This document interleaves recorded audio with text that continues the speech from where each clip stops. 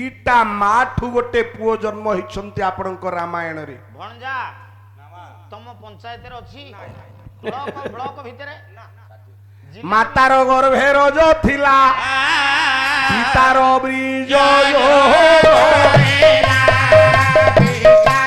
समस्ते आमे मान सृष्टि होइछि जीव जगत सृष्टि होइछंती माता गर्भर रज बापांक ब्रिजरु किंतु रामायण रे दीटा मा दीटा रजरु गोटे पुओ जन्म होला ता ना होछि भगीरथ सारे से पिलाटा केमिति का हैला राम ठाकुर रावण को मारी सारी राम मारी छंती रावण को हाँ कहले रावण कुमारी राम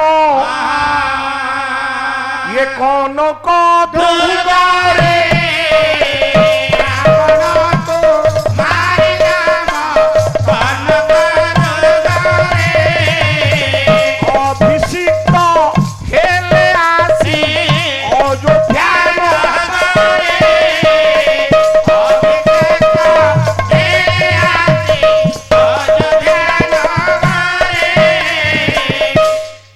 मर्यादामय पुरुषोत्तम राम भगवान लंका गड़े रावण को मारी सारिबा परे अयोध्या कटक राजा होइछंती त्रिपुर जन मिलिन आसिले आगरे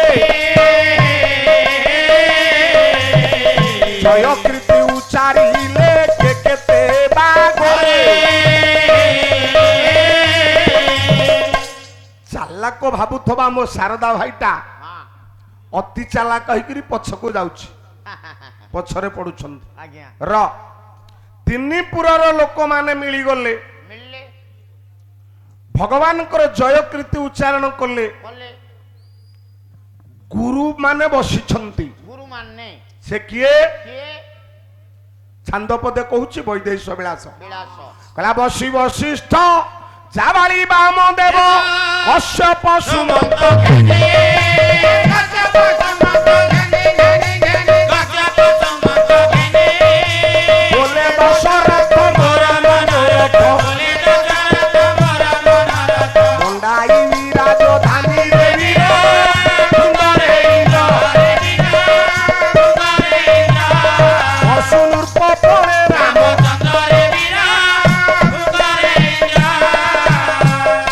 वशिष्ठ जाबाली वामदेव कश्यप सुमंत ये होचंती गुरु माने बसचंती लक्ष्मण ठाकुर को कड़े उच्चारण कले कहले हे गुरुदेव आज आपण को गोटे मोर जिज्ञासा कौन जिज्ञासा कौन ना जिज्ञासाटा एया आज ठारू रघुवंश नाम कटी जाऊ रामचंद्र वंश बोली हे प्रमाणित हे गुरुदेव आज ठारू ये वंशर ना रघुवंश कटी रामचंद्र वंश करिबा वशिष्ठ पचारिले लक्ष्मण सेठी तो वशिष्ठ लक्ष्मण प्रश्न करी नांती बहिना होची भार्गव रामायण रघुराजा चरित सेठे अछि सेठी निजे राम कहिछंती ये बही देखि नांती ये समति कहउछन याको फाउंडेशन स्ट्रांग तम फाउंडेशन रे मूलरू सीमेंट दिया आइने खाली गोड़ी गुडाक पड़ी कि तुम फाउंडेशन होइछ आउ केते दिन कंक्रीट जीवो र सज्जन काई ए कथा कहली ना भार्गव रामायण रे कह जाईछि निजे राम कहिछंती किंतु शारदा बाबू कहउथिले आपण मान को लक्ष्मण को ठाकुर कोडे कहिले र लक्ष्मण कहिले न तो लक्ष्मण कहिला वशिष्ठ कहिला एमतिया गुडिया भाषा कहउछन र सज्जन से जहा भी हो से राम कहंतु बा लक्ष्मण ठाकुर कहंतु कहले हे गुरुदेव ये वंशर ना थिला सूर्य वंश ता पूर्व न थला तापरे की हेले ना डायरेक्ट रघुवंश हो गला सीधा सगर सागर कृति ଗଙ୍ଗାକୃତି ଭଗୀରଥ अस्मकम एक कृति एक भार्या नरक्षिता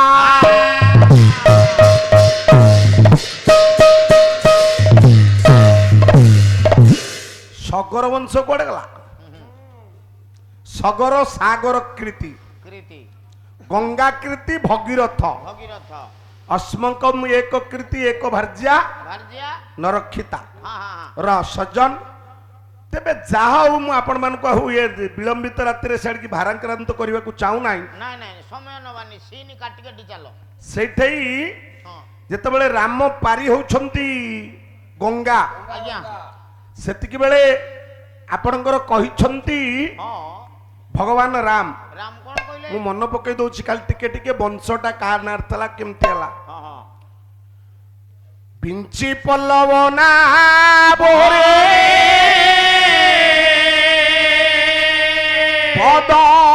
पदबिका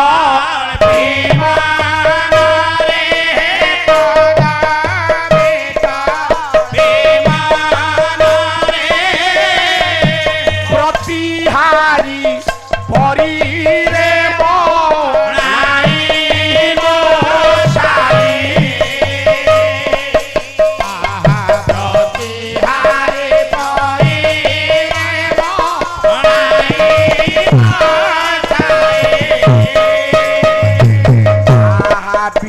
विश्वामित्रंको से राम पहुंचाइले गंगा नाम हे पहुंचाइले गंगा नाम भगीरथ किमा हेरा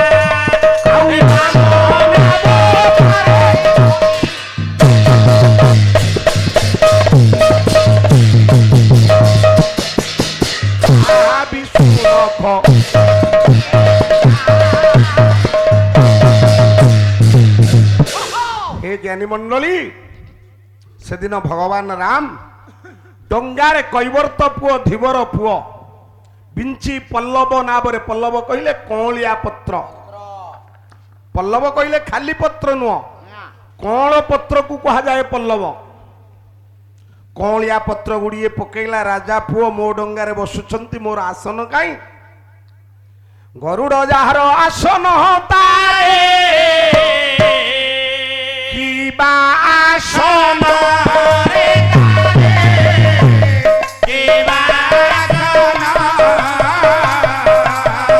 लक्ष्मी देवी जारो धरणी तारे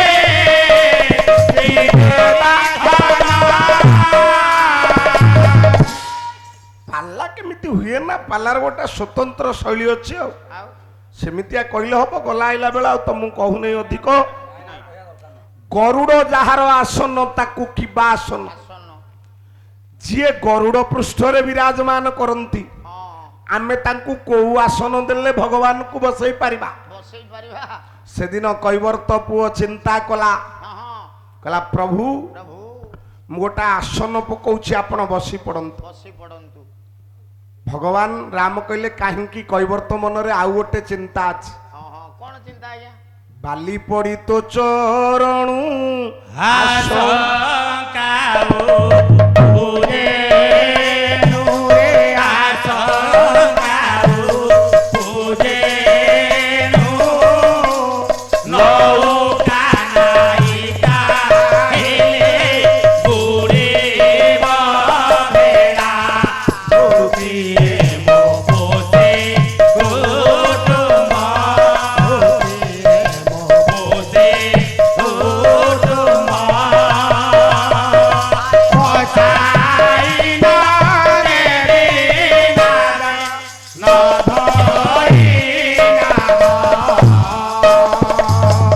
आउ गोटे आशंका कैवर्त पुअर अछि जे बाली पड़ी तो चरणु यांक चरणरू बाली पड़ी ଯଦି ପ୍ରକୃତରେ ସେଦିନ ସେ ପଥରଟିଏ ନାଇକା ହେଇଯାଇଥାଏ ମୁଁ ସିନା ପାଦ ଧୋଇଦେଲି ହେଲେ ବାଲି ବା ଧୂଳି କୋଉଠେଇ ବା ନ ଲାଗିକି ରହିବ ସେଇ ଧୂଳି କାଳେ ମୋ ଡଙ୍ଗାରେ ପଡ଼ିଯିବ ତା ପୁଣି ନୌକା ନାଇକା ହେଇଯିବ।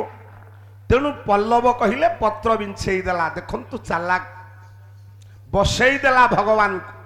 ବସି ସାରିଲା ପରେ ଭଗବାନ ରାମ ପଚାରିଲେ କଣ ଭଗୀରଥ କିମ୍ପା ହେଲା କହ ଗୋସାଇଁ। ଏ ନଦୀର ନା କାହିଁ ଭଗୀରଥ ହେଲା ନା ବିଷ୍ଣୁ ନଖ କୋଣେ ଇଏ ଥିଲା ବାମନ ଅବତାରେ ଭଗୀରଥ ଆଣିଲ। ଦିଟା ମାଠୁ ଗୋଟେ ପୁଅ ଜନ୍ମ ହେଇଛନ୍ତି ଆପଣଙ୍କ ରାମାୟଣରେ। ଭଣଜା ତମ ପଞ୍ଚାୟତରେ ଅଛି ବ୍ଲକ ଭିତରେ ମାତାର ଗର୍ଭେ ରଜ ଥିଲା ସୀତାର ବ୍ରିଜ ସମସ୍ତେ ଆମେ ମାନେ ସୃଷ୍ଟି ହେଇଛି ଜୀବ ଜଗତ ସୃଷ୍ଟି ହେଇଛନ୍ତି ମାତା ଗର୍ଭର ରଜ ବାପାଙ୍କ ବୀର୍ଯ୍ୟରୁ। ବାସ୍ କିନ୍ତୁ ରାମାୟଣରେ ଦିଟା ମା ଦିଟା ରଜରୁ ଗୋଟେ ପୁଅ ଜନ୍ମ ହେଲା ତା ନାଁ ହଉଛି ଭଗୀରଥ। ସାରେ ସେ ପିଲାଟା କେମିତିକା ହେଲା ସେଇଥିପାଇଁ ତାଙ୍କ ଦେହରେ ଅସ୍ଥି ନଥିଲା। ରହିବନି ପରା ଅଷ୍ଟବକ୍ର ମୁନିଙ୍କ ଅଭିଶାପ ଫଳରେ ସେ ସୁସ୍ଥ ଲାଭ କରିଥିଲେ। ସିଏ ଜାଣିଲା ପରେ ମୋ ପିତୃପୁରୁଷ କୁଆଡେ ଗଲେ ନା ସମସ୍ତେ ଜଳୁଛନ୍ତି କପିଳ ମୁନିଙ୍କ କୋପାନଳରେ। ତାଙ୍କୁ ଶାନ୍ତ କରିବା ପାଇଁ ସ୍ୱର୍ଗ ନଦୀ ଗଙ୍ଗାଙ୍କୁ ଭଗୀରଥ ଆଣିଥିଲେ। ତେଣୁ ଏ ନଦୀର ନାଁ ଭାଗୀରଥୀ। ଆଚ୍ଛା ସଗର ବଂଶ କୁଆଡେ ଗଲା ସେ କଥା ନାହିଁ ର ସଜ୍ଜନ ଆଉ ଗୋଟା କଥା କହୁଥିଲେ ଏ ଦେଶ ଅଜନାଭ ଥିଲା ଭରତୁ ଭାରତ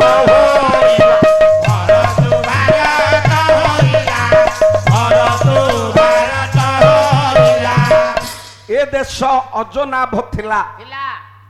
ଯଦି ଆମ ପୁଅ ପଚାରେ ଏ ଦେଶର ନାଁ ଭାରତ ନଥିଲା ବେଳେ କଣ ଥିଲା ଇଣ୍ଡିଆ ଇଣ୍ଡିଆ ନଥିଲା ବେଳେ ଭାରତ ତୋ ଭଳିଆ ମୂର୍ଖ ଯଦି କହିଦିଅନ୍ତା ପାଲା କେମିତି ହନ୍ତା।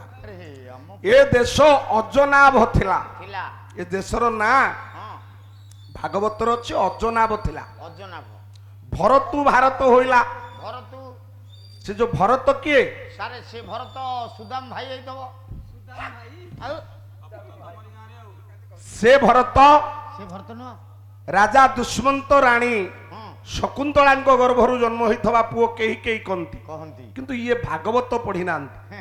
ଭାଗବତ ସେ ଭରତ କଥା କହୁନାହାନ୍ତି। ଭାଗବତ ଋଷଭଙ୍କ ପୁଅ ଭରତ କଥା କହୁଛନ୍ତି। ଆଚ୍ଛା ପଦ ବୋଲିଲ ଗୋଟା କହୁଛ ଗୋଟେ ଯୋଉ ବଂଶାନୁଚରିତ ନବମ ସ୍କନ୍ଧରେ ଲେଖା ହେଇଛି ଋଷଭଙ୍କ ପୁଅ ଜଣେ ଥିଲେ ଭରତ। ସେଇ ଭରତଙ୍କ ଠାରୁ ଇଏ ଭାରତ ହେଇଛି। ବର୍ଷାଣମ୍ ଭାରତ ଶ୍ରେଷ୍ଠ ଦେଶାନମ୍ ଉତ୍କଳ ଶ୍ରୁତ ଉତ୍କଳସ୍ୟ ସମୋ ଦେଶ ଦେଶ ନାସ୍ତି ମହିତଳେ।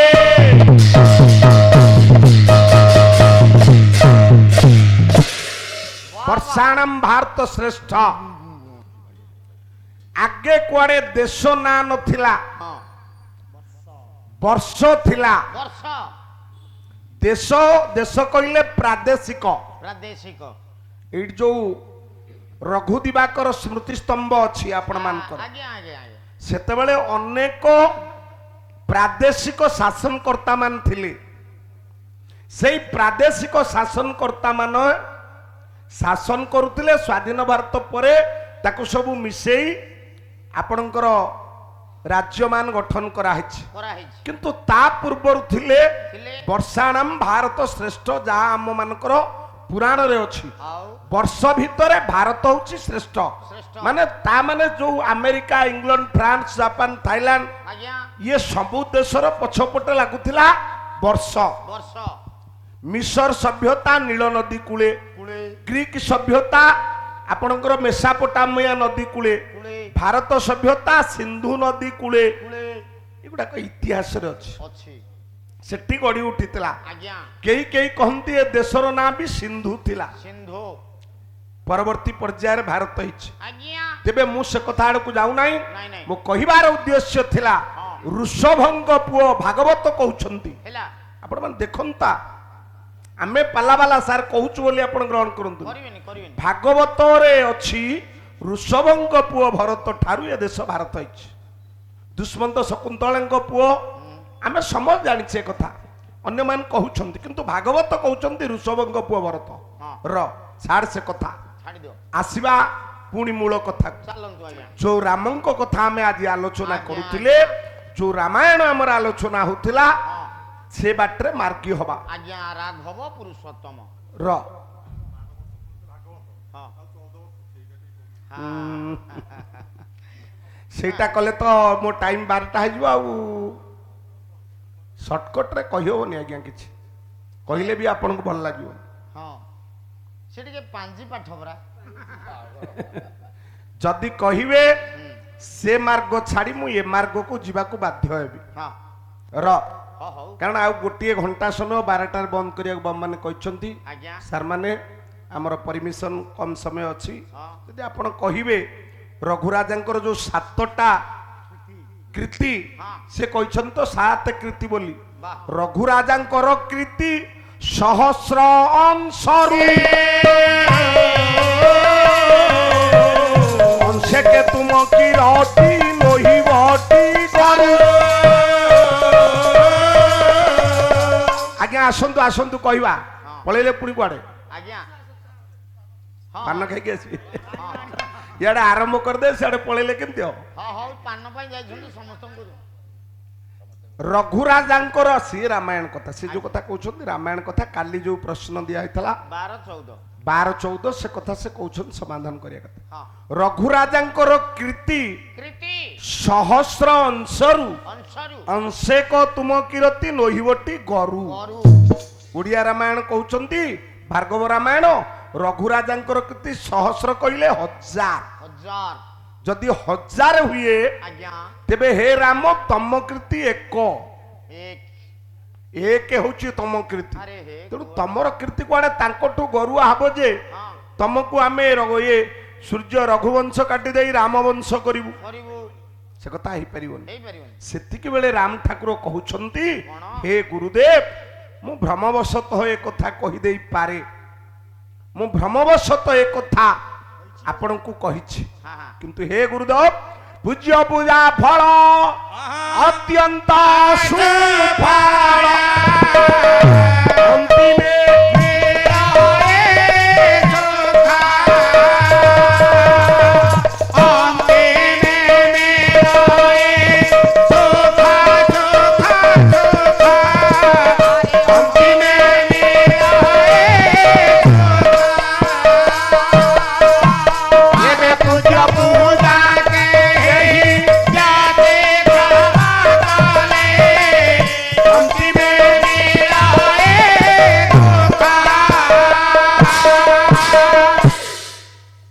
କହିଲେ ଗୁରୁଦେବ ଗୁରୁଦେବ ପୂଜ୍ୟ ପୂଜା ଫଳ ଅତ୍ୟନ୍ତ ସୁଫଳ। ସୁଫଳ ପୂଜ୍ୟ ପୂଜା ଯିଏ କରିବ ସେ ଅନ୍ତିମ ଜୀବନରେ ସାର ସୁଖ ପାଇବ। ଯିଏ ପୂଜ୍ୟ ପୂଜାର ବ୍ୟତିକ୍ରମ କରିବ କରିବ ଅନ୍ତିମ ଜୀବନ ତାର ନିଶ୍ଚିତ ଦୁଃଖମୟ। ଦୁଃଖ ଆପଣଙ୍କ ବାପା ଜନ୍ମ କରିଛନ୍ତି, ହଁ ବାପା ଜନ୍ମ କରିଛନ୍ତି ସାରେ ଭଣଜା ବାପା ଜନ୍ମ କରିଛନ୍ତି ତତେ ନାଇଁ ବାପାର ପେଟ ନାହିଁ ସେଇ କଥା ମୁଁ କହୁଛି। ପାଟି କର ନା। ନାଇଁ ବୋଉ ଜନ୍ମ କରିଛି। ଆରେ ବାପା ମା ମିଶିଲେ ତ ଗୋଟେ ସନ୍ତାନ ହବ ନା। ସେ କଥା କହୁନ ଫେଣ୍ଟା ଫେଣ୍ଟି ପିଲା ସଜ୍ଜନ ଆଜ୍ଞା ଆମ ପିତୃପୁରୁଷ ମାନଙ୍କର ଯଦି ଆମେ କାର୍ଯ୍ୟ ନ କରିବା ବା ହୁଏତ ଆଜି ବି ଲୋକ କହୁଛନ୍ତି ତମେ ଅଶାନ୍ତିରେ ରହିବ, ତମ ଘର ଶାନ୍ତି ହବନି, ହବନି। ତମ ଘରେ ବାଇଆ ପାଗଳ ଜନ୍ମ ହେବେ, ତମ ପିତୃପୁରୁଷ ବୋଧେ ହୁଏ କାହାର ତମେ କିଛି କାର୍ଯ୍ୟକ୍ରମ ବାକି ରଖିଛ। ସେ କଥା ଆଜି ବି ସାର ଲୋକ କହୁଛନ୍ତି। ଆଜ୍ଞା ସେଇଥିପାଇଁ ଆମେ ବର୍ଷକୁ ଥରେ ପିଣ୍ଡ ଦାନ ଦଉଛି, ମହାଳୟା ଶ୍ରାଦ୍ଧ ଦଉଛି। ଆଜ୍ଞା ନହେଲେ କିଏ କାହିଁ କହନ୍ତା ଯେ ଆମେ ଶ୍ରାଦ୍ଧ ପକେଇବା। ଭାଗବତ ତ କହିଲେ ଏ ଜୀବ ଯିବାର ନିକଟେ ବେଗେ ଚିନ୍ତାଏ ଏ ଜୀବ ଯିବା ପରେ ଅନ୍ୟ ଘଟରେ ତ ପ୍ରବେଶ କରିଗଲା କରିଗଲା। ଆମେ ଯୋଉ ଶ୍ରାଦ୍ଧ ଦଉଚି କିଏ ପାଉଛି ଆମେ ଯୋଉ ଶ୍ରାଦ୍ଧ ଦଉଚି ସାର୍ ତାହେଲେ ପାଇବ କିଏ କିଏ ପାଇବ ଆମେ ଯୋଉ ଶୁଦ୍ଧି ହଉଛି କାହା ପାଇଁ ଶୁଦ୍ଧି ହଉଛି ସଜ୍ଜନ ତେବେ ମୁଁ ସେ ଦିଗକୁ ଆପଣ ମାନଙ୍କୁ ନଉନି ମୋର କଥା ଥିଲା ପୂଜ୍ୟ ପୂଜା ଫଳ ଅତ୍ୟନ୍ତ ସୁଫଳ ଫଳ ଆଉ ଆମେ ସମସ୍ତେ କହେ ଆଜ୍ଞା। ବାପାରେ ତୁ ତୋ ପିତା ପିତୃପୁରୁଷଙ୍କ କାର୍ଯ୍ୟ କରୁଛୁ ତୋ ମହାପୁରୁଷଙ୍କ କାର୍ଯ୍ୟ କରୁଛୁ ସେମାନେ ସ୍ୱର୍ଗରେ ଥାଇ ତୋ ଉପରେ ନିଶ୍ଚିତ ଆଶୀର୍ବାଦ କରିବେ ତାଙ୍କ ଆଶୀର୍ବାଦ ଫଳରେ ତୁମେ ସୁଖୀ ଜୀବନ କରିବ କରିବ